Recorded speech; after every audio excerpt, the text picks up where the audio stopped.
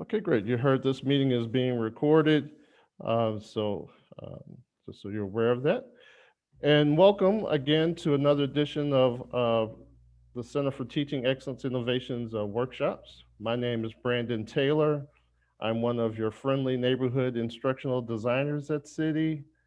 Um, and today's session was inspired by our Education Innovation Committee. So it's a group of faculty, colleagues, and city team to get together and talk about some things related to teaching and learning, um, all things teaching and learning, so technology assessment, curriculum, what have you.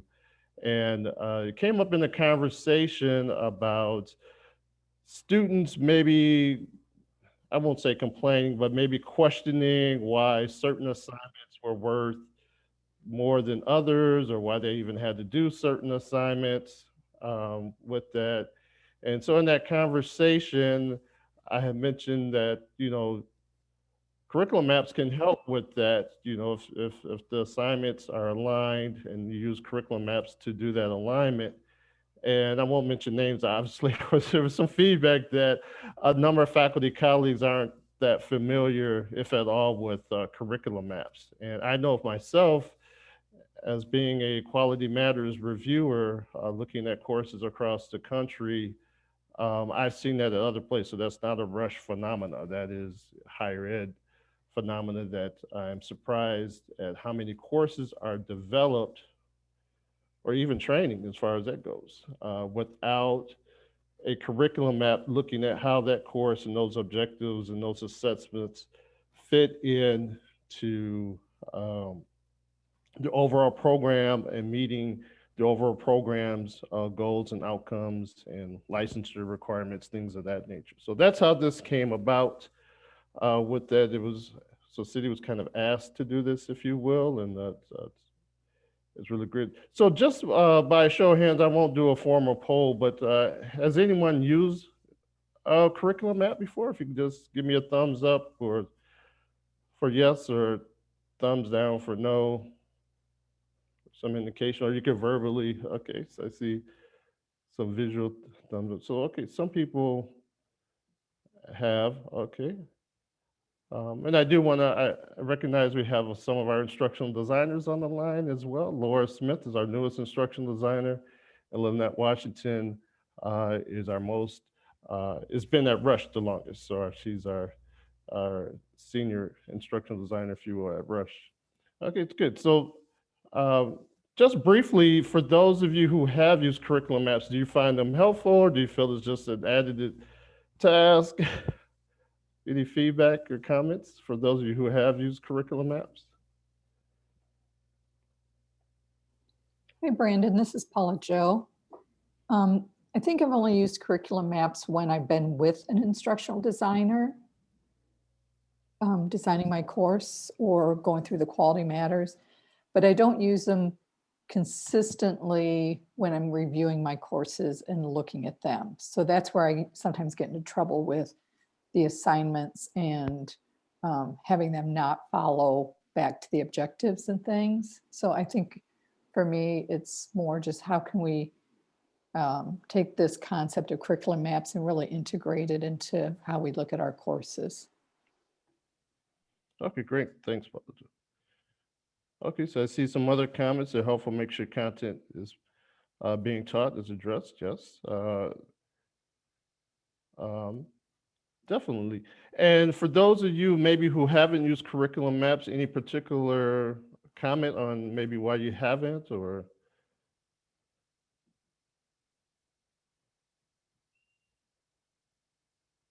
it being new? Hey, Brandon, this is Peg. Can you hear me okay? Oh, hey, Peg's another one of our instructional designers. Yeah, so I gotta be honest with you, before I actually took my education degree, I didn't even know there was such a thing.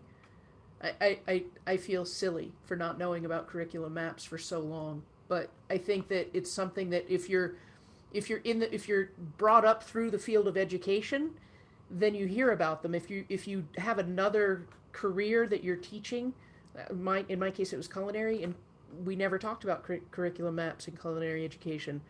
I think the same thing is true in the medical profession, because you're a professional first and then a teacher in many cases. Thanks, Peg. That's great. And I'll just share a quick story about how curriculum map can really help. And I agree with everyone is saying. Just a quick story. I was working with a faculty member who had been teaching a course for many, many years. And the course actually happened to be an instructional design course. So I was kind of a SME as well, although I was serving as instructional designer. And long story short, this person did not want to include anything about e-learning. So can you imagine an instructional designer, you ask, could they help you with Blackboard or Canvas or Panopto or something? They said, no, I'm sorry, I can't help you, right?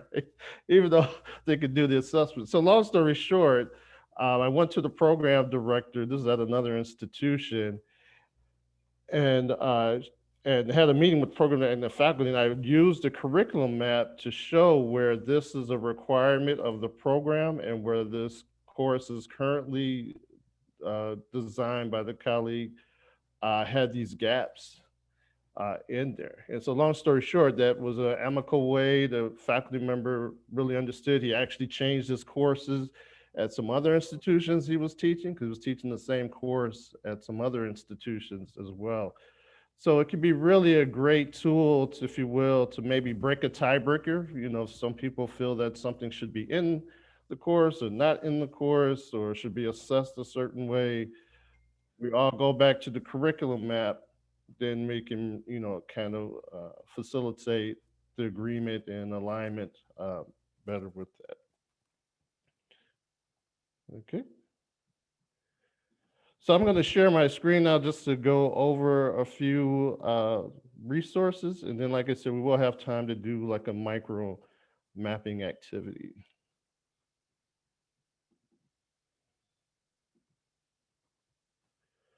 Okay, so you should see my screen now. I'm at the National Institute for Learning Outcomes Assessment.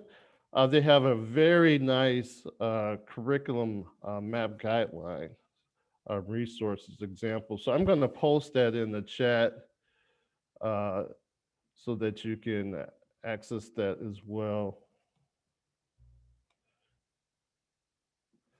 So it's a really good resource. They had something even for COVID emergency remote planning. There's also something for those of you who maybe work co-curricular activities for students or for even colleagues or residents, things of that nature. They have something for co-curricular, because we know a lot of the learning and assessment of learning happens outside of the classroom as well with that. And then they have this toolkit, and that's what I would use for primarily for the most of this session, is this mapping toolkit is really good. It's only 14 pages, so it's about the size of a journal article. I highly recommend that you review that. And I'm gonna go over that kind of and then share some examples of what we've been doing in city with curriculum maps. And then, like I said, you'll have opportunity to actually do one. So one key thing that a curriculum map can help you do, why you want to do it, it helps you identify, why, get back to the purpose of the course. Sometimes through revisions and things of that nature, we kind of maybe lose the laser focus of what the course's, purpose is with that. And then how can you think about the learning globally in your program? We may be just thinking about our course, but is your course the only course that the student will take in that topic, and will need to apply that, in the various ways on there, or do you need another course, so you have an introductory course and a more advanced course, et cetera. And then again, for the COVID, some of the things that we looked at is with course mapping, you look at the sequencing of course, can we take that didactic course or that clinical course and flip them around? So maybe the clinical course is supposed to happen during the heart of the COVID could we push that to the summer? And I know some of us did that at Rush, and colleagues elsewhere had did that as well. So curriculum map can help you with those type of decisions as well. So I just wanted to show here this study from 2018, highlighted here, that showed that although 77% of provosts surveyed report the institutions do curriculum mapping, uh, only 50% indicated all programs have learning outcomes and that those learning outcomes align throughout the institution. So as I mentioned before, this is not a Rush phenomena. This is a human phenomena, if you will, or educational phenomena across the board. I've worked in K-12 as well, and even though some teachers go through teacher training programs, not all, like in the charter schools necessarily, they don't go through a program. But even teachers that maybe have went through and had some training on that, they don't do the curriculum maps either. So I've had this conversation when I was in K-12 as well with colleagues in providing professional development um, as well with that. So I'll just go and show what is mapping, just starting from ground zero to make sure everyone is it.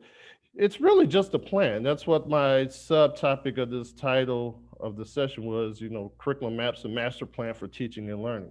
It's really just a plan that you can visualize, typically in a table or a spreadsheet.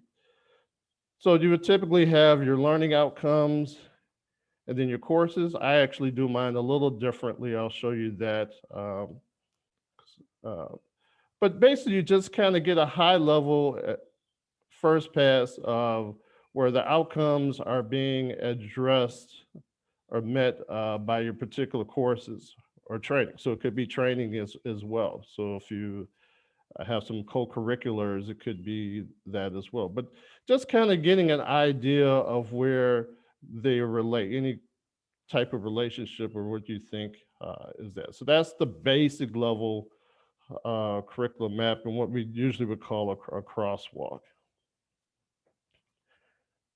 And as I mentioned, you could do it for curriculars. So if you have, say, for instance, a diversity workshop, there's some related outcomes regarding diversity. So maybe it may not be in your particular course, or your program may not have a particular course on diversity, equity, and inclusion. There may be a workshop or some type of training that's a co-curricular activity that may help address that learning objective or learning outcome.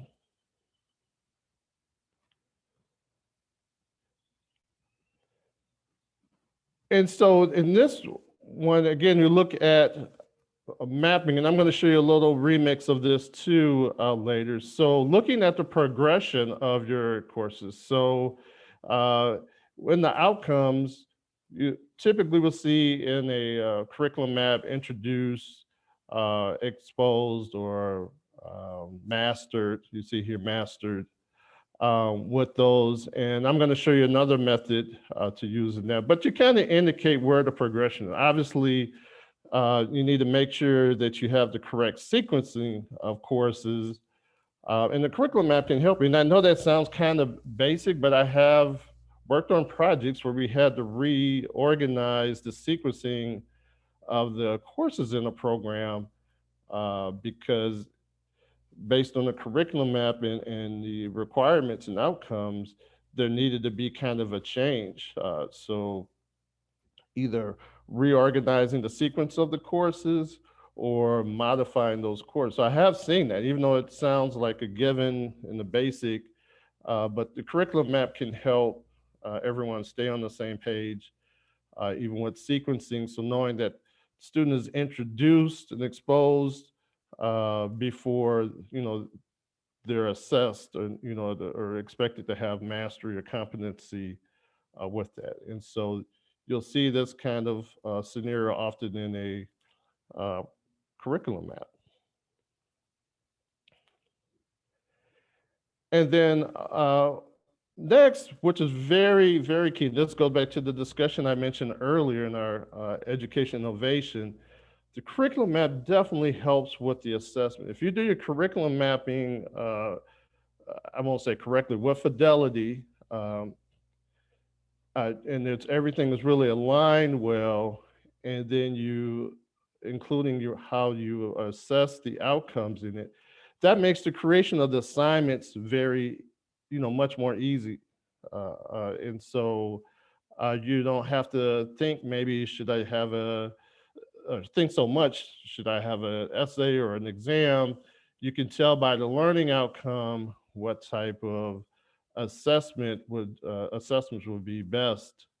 Um, and again, it could come from the course or a different learning experience. So this is what this table represents, is that all the ways that that learning outcome could be assessed, and having a map of that so that you know where it is. So for example, if you see a gap, maybe a required workshop might address the gap versus an actual course uh, with that. And so, and I've seen that with students are required to attend maybe a library research session, or to take the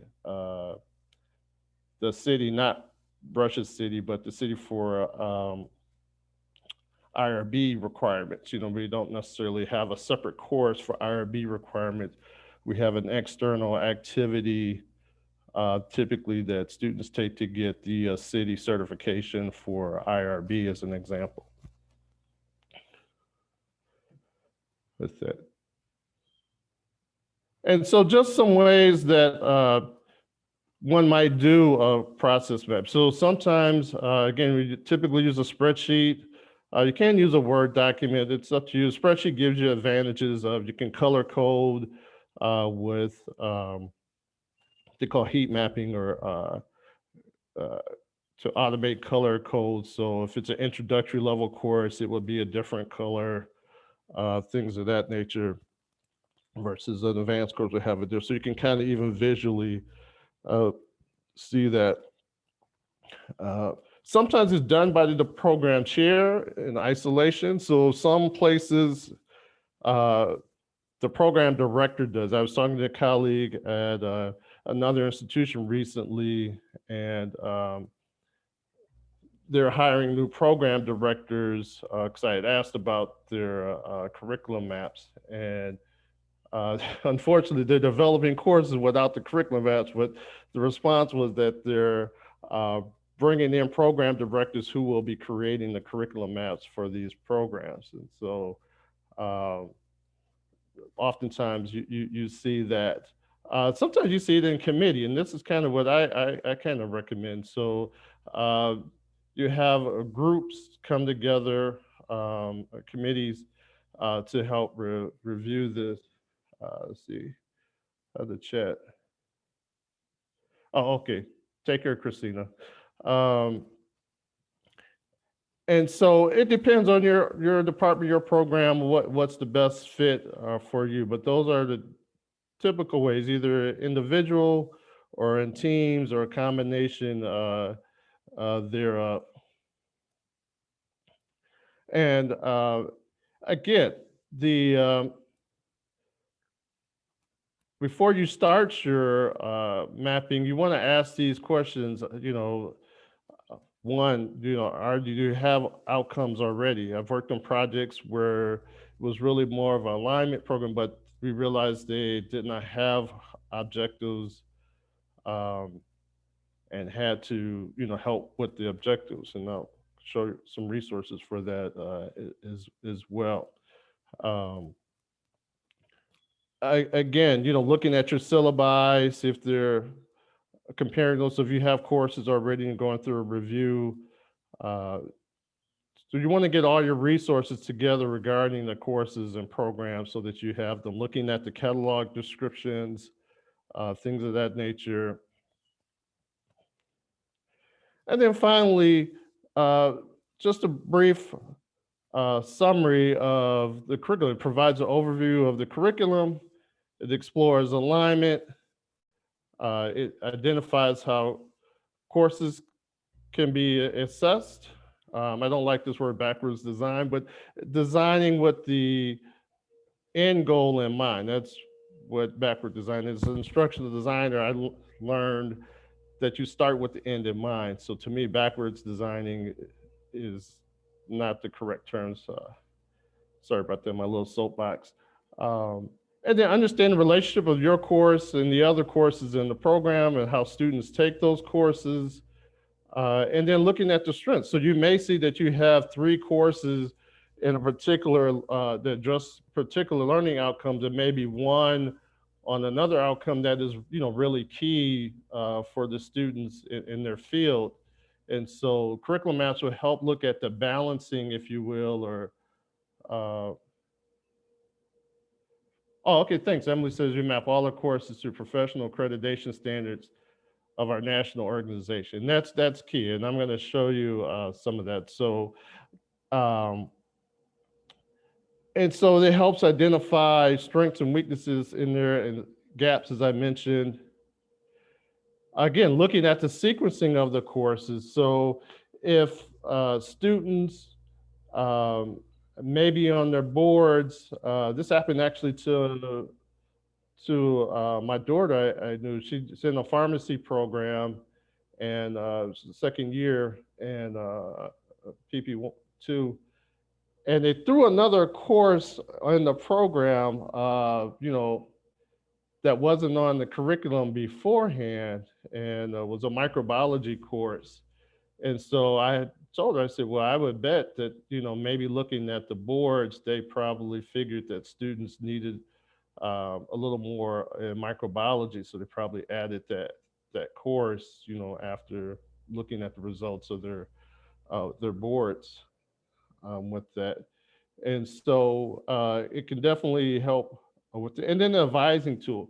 I think a curriculum map, or I recommend a curriculum map should be shared with students. You can always put it's a draft and subject to change, but I think it's very helpful with the students to understand the learning that, even though this may not be your favorite course or you may not be sure why you're taking this course, looking at the high level of the curriculum, I'm like, oh, well, this course is related to what I have to do in the field, what I have to do well on my boards or licensing exam, et cetera. So it helps them understand what's in it for them in the course or the assignments, things of that nature with that. And so I'll take a break here to see if there are any other questions or comments. Oh, yes, thanks, Olivia. Yes, transparency. It should be no secret for a student. They should see the rubrics before an assignment. Ideally, like I said, I recommend they should understand or see the mapping uh, of the courses, so that they have a better understanding, and it will save you because it will probably be less of an issue with them asking, why do I have to do this assignment, or why is it, worth so much. Any other questions or comments before I show some examples or samples of what we've been doing on a recent project here at Rush with curriculum mapping?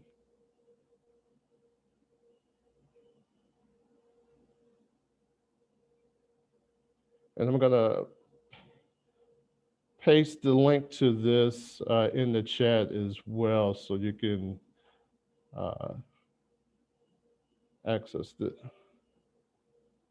Okay, take care, Laura. Oops.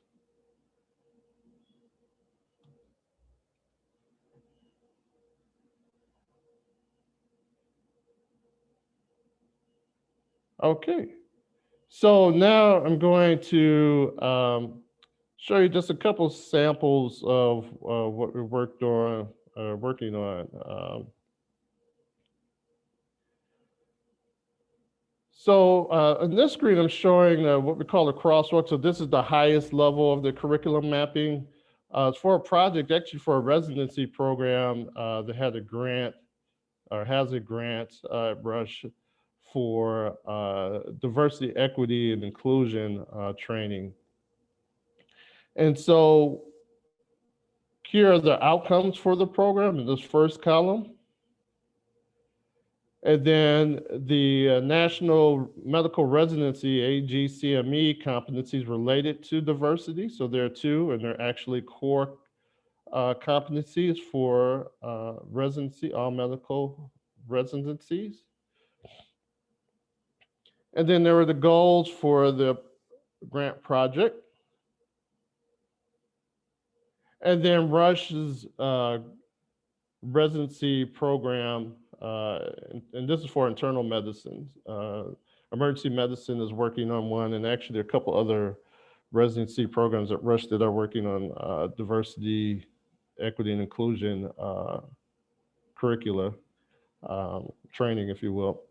And Rush has one of their graduate medical education policy goals is in here as well. So just at a basic level for this, we just put an X on where they map, so kind of like a regular basic coordinate system. So wherever they match, we put an X. Where they don't match is blank.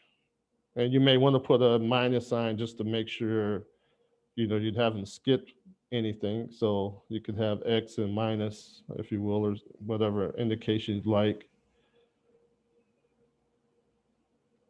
And so that's the basic first part of the walkthrough. And I remember we were in a meeting with a colleague from one of the other residency programs, and they said, "Oh, I wish I had something like this before we started on ours." It was really helpful. Would have been helpful to have something like this because they had not worked with City.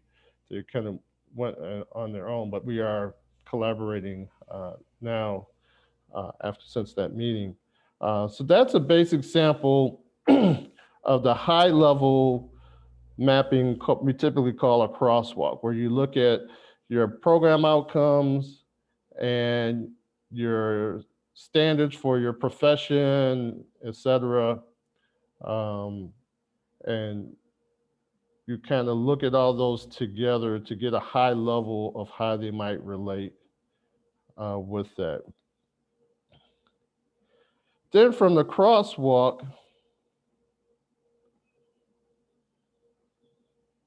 we went into a more in-depth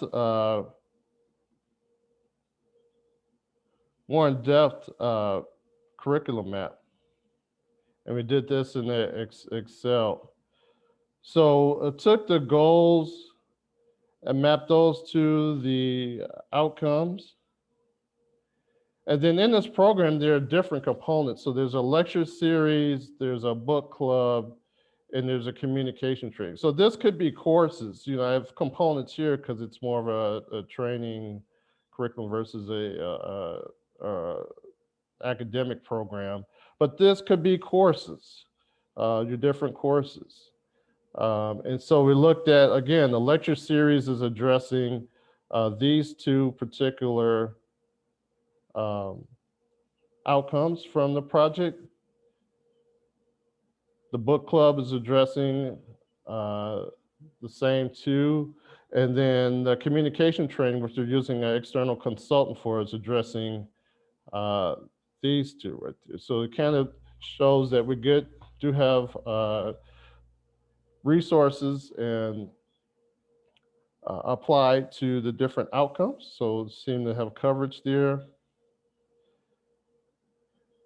And then next, the objectives for the program. And so this is a case where we're actually helping draft them. That's why you see draft here. There wasn't explicit objectives, if you will, at the time. So this is kind of what we're proposing. And so looking at the objectives, and so again, this would be maybe a course objective. So looking at your course objectives for that particular course, and then classifying them. And I'm going to show you a resource that will help with classifying the learning outcome. And I got this actually from a workshop at the HLC. I'm on the Assessment Academy team here at Rush. And it was a workshop where they used the Bloom's categorizations instead of the introduce, advance, or master with that. And just to map where those are. And then finally, we have the suggested type of assessments for those same outcomes. So looking at the categorization of that objectives would apply certain types of assessments and where those assessments will help assess the particular outcome. Any questions on this sample by chance?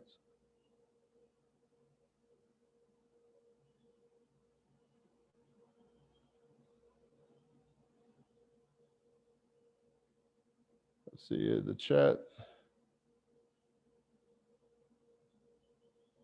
Okay, so thanks, Paula. So she likes the Bloom's column. So I'm going to show you this tool, and I'm going to paste it in the chat. It's a really good resource from the Iowa State University faculty development or city. Basically, it's their cities. It's called, I think it's called CELT. Yeah, Center for Excellence in Learning and Teaching. So our colleagues, city colleagues at Iowa State, they have a nice Bloom. I'm going to put this in the chat. Bloom's taxonomy resource with the revised Bloom's. So I just pasted that in the chat.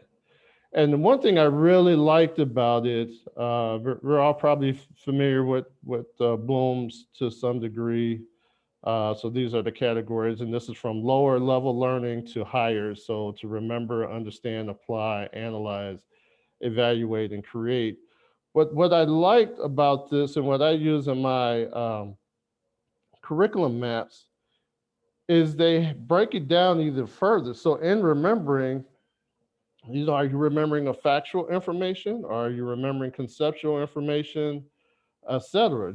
So what to understand is, are you understanding factual or understanding conceptual? Because there are different ways you would address that, teach that, and different ways you would assess. So it breaks down the categories even further. So I really like that research and find that helpful, because that's even more helpful for creating the assessments. So if it's applying facts or something with facts, that automatically tells me that it could be a quiz. However, if it's applying or understanding a procedure, that automatically tells me that's more of an applied type of assessment. And they give you examples here of what you could do. So even though it might take a little more to classify that learning objective at this level, you're going to save time and have a better outcome when you go to assess that learning outcome, because you've gotten it even more discrete, and within that will really help. And that's what I have in the in here, where I have the understand concepts. That is actually from that site with that. So I found that to be very, very helpful. Another helpful tool that you want to use or may want to use is this objectives builder. So I just paste that in the chat. This is really nice. From University of Central Florida. They have an objectives builder based on Bloom's and some other taxonomies. And you just click through and you ask for a condition using available resources.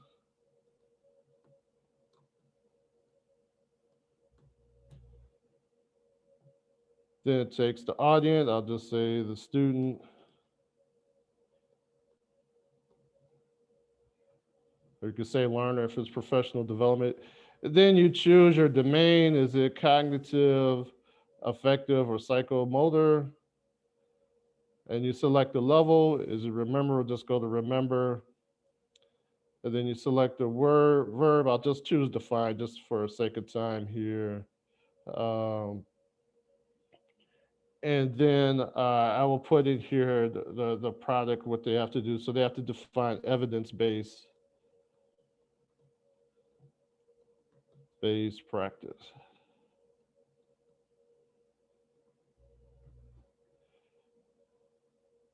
And to the degree at 80% or above.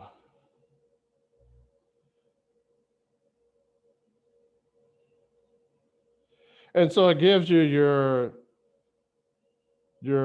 objectives right there. So I did this kind of in a rush, and then you can just copy and paste this into your syllabus or your curriculum map or what have you. Then you create this. I found that resource to be uh, helpful. I usually do audience, behavior, then condition, but this is fine. I usually use the ABCD method. So I usually put condition after behavior, but however you want to, you can remix it, but it does a little heavy lifting for you in fine tuning or writing your objectives with this. I posted that in the chat. Okay, so now I'm going to give you the resources that you'll need to do the brief hands-on activity.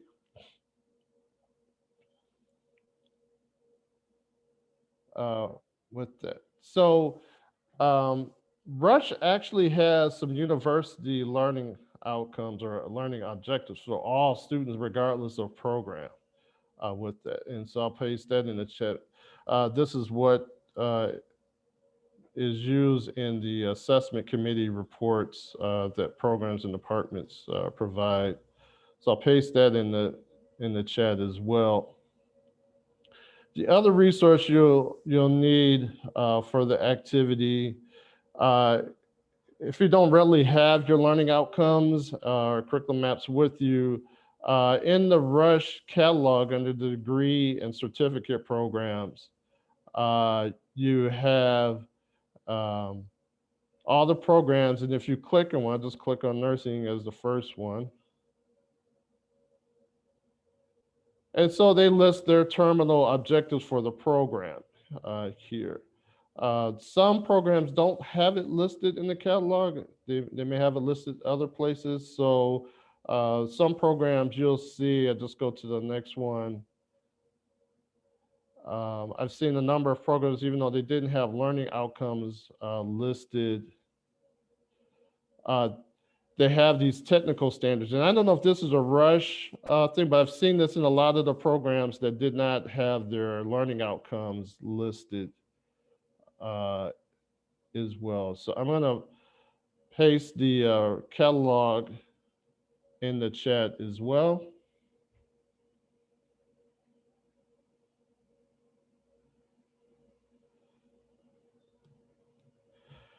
And so what we're going to do briefly is give you opportunity to just map one of the Rush learning objectives, student learning objectives, with one of your program's outcomes. So you can refer back to the catalog here. So if you don't see your outcomes on this, you could use the technical standards with that.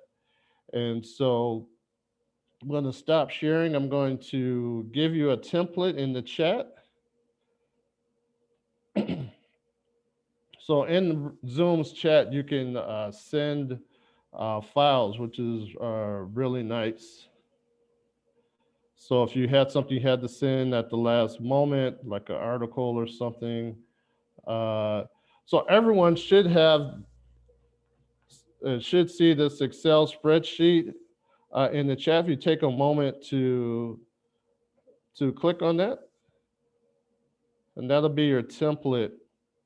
And so we're just going to do one. I mean, obviously, curriculum mapping can take weeks, months, potentially to do, but we'll just map one of the Rush student learning objectives all the way through. So to map it with one of either your program outcomes or whatever, and I'll share the template. I'll share my screen so that you can everyone can see it. You should be able to open it, but just in case.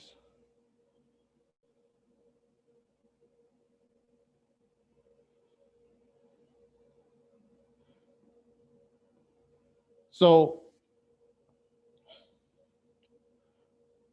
just pick one of the 7 and one of these programs. And I have here technical standards is one come. There's so many of them. I didn't put the kind of, when I looked there like 40 or something large number. So you can put in the number.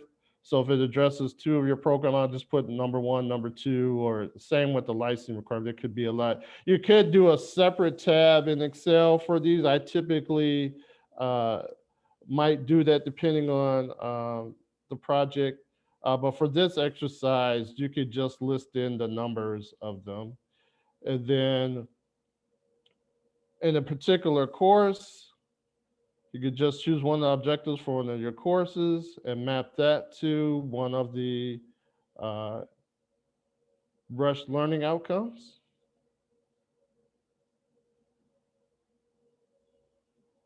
Um, and then again, from there, you can map the objectives and the assessments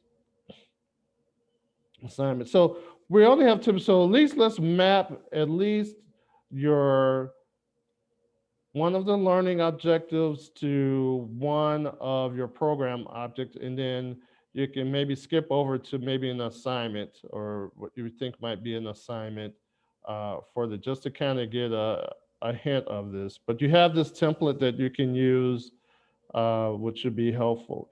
Any questions before I set you into breakout rooms to do this?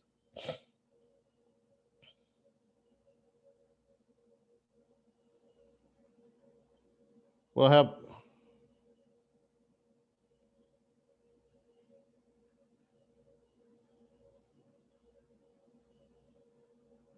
right, and so Emily said they use the service. Anybody else have any questions before we go through this exercise? I send you in the breakout rooms. Do we have enough people to do breakout rooms, Brandon? We've been losing people. Outside of the IDs, we have I Emily. think there's only 3 of us. Okay. Okay, well, we'll just do one breakout room, or maybe if you want to work together now, we'll just use the main room as a breakout room then. And just, so I'll give you 10 minutes, and then we'll have 5 minutes for review and wrap up. Does that sound like a plan?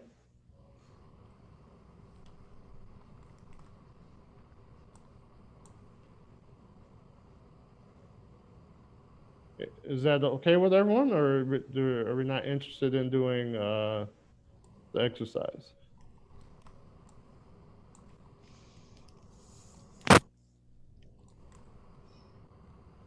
I got Okay. a thumbs up from Paula Joe. Yes, yeah, thumbs up from Paula Joe. Rush student learning outcomes are what every rush student should know. I'll paste those in the chat again. And that's what the university assessment reports are based on. They're based on the rush student learning outcomes. So I'm going to paste that in the chat again.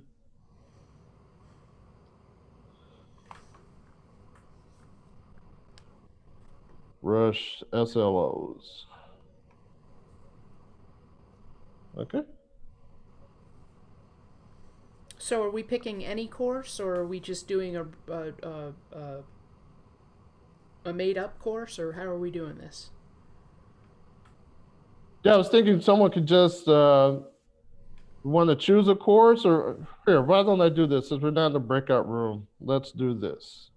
I'm going to share my screen and we'll walk through it together. That's a good idea. We'll walk through it together.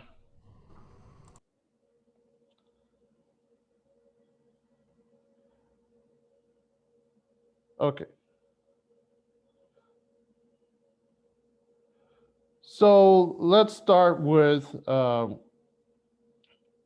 maybe number 1, critical inquiry. So I interpret this as doing research related to research. Is that what other folks might think? It could also be just participating and asking really good questions in class, and they're demonstrating their ability to think through the content, right?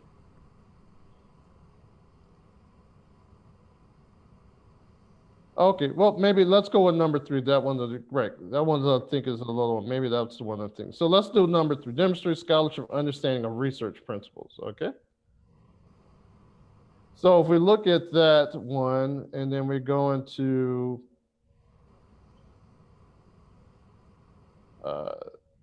degrees, and let's just choose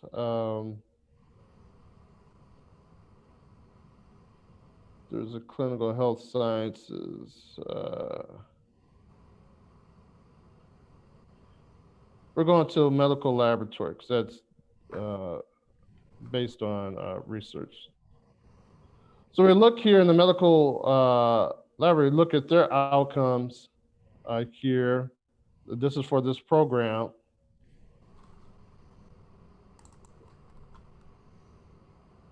And we can see which one. Here, this one looks like. So conduct a research project.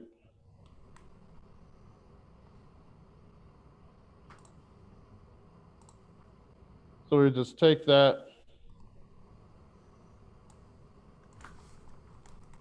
And that was for number 3.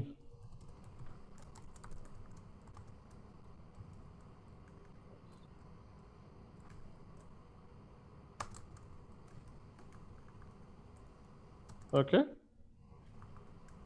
So then, since we don't necessarily, I don't have a course. Is anyone in this program maybe on the line? Maybe not. I don't think we had anyone from graduate college on there. And so we would take that and we'll jump over. Again, we just kind of do a brief overview and go over to the assignments. And so, or actually we'll go to course objectives first. And so we'll put that as one of the objectives.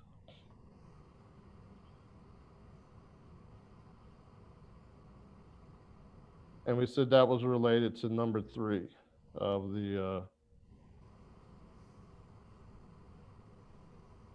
the brush learning objectives. So then we would go to, and again, this is a bridge process, but we would go to the assignments.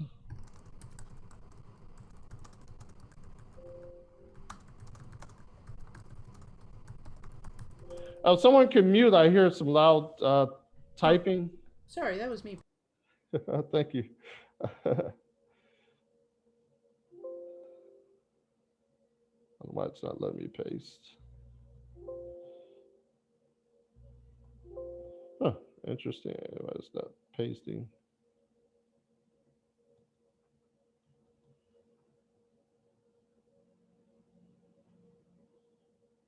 And so what do we think, what would be a way that we maybe could assess this particular objective as it relates to the Rush student learning objectives?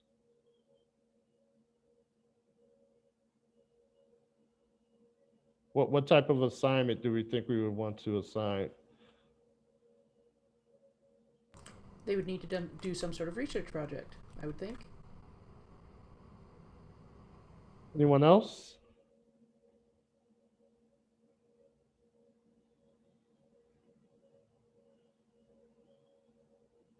Right, so SPEG know that they could do a research paper, a research project.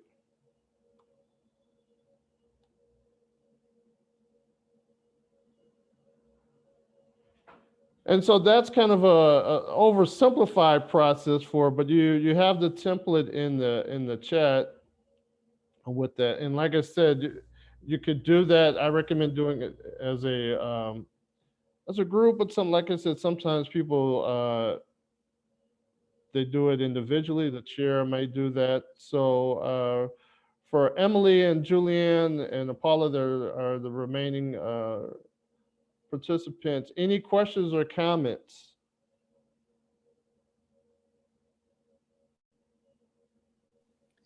Yeah, Brandon, I just posted in the chat of would you recommend, if time allows, to do this as a precursor prior to the move to Canvas?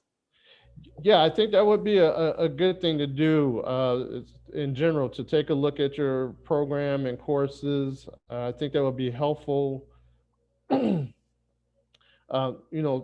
is going to help you, move things over and massage things in Canvas, but oftentimes, in my experience, that's been a good time to look at the courses because there'll be maybe some features a little bit different than Blackboard, or similar features but different processes, things of that nature. So it's typically a good time to take a look at it. So yes, I would recommend that. I know Peg and Lynette, what you think about that? They may have a different perspective.